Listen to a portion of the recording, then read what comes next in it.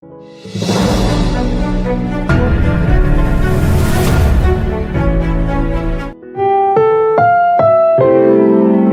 programang ito ay rated SPG, striktong patnubay at gabay ng magulang ang kailangan. Maaaring may masiselang tema, lengguwahe, karahasan, sexual, horror o droga na hindi angkop sa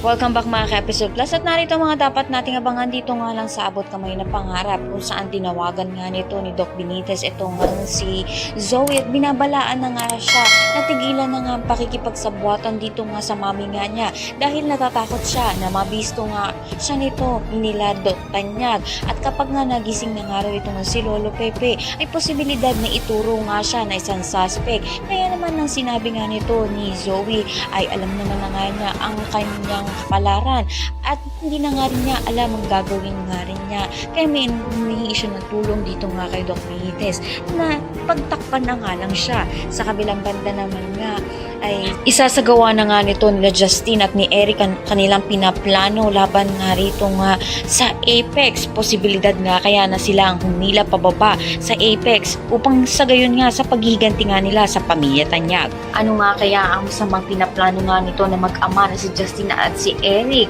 magiging kakampi nga kaya sila o kaya naman isa na naman silang kontrabida pumalit dito nga kina Zoe at kay Moira. Lahat na yan abangan natin. Maraming salamat sa inyo.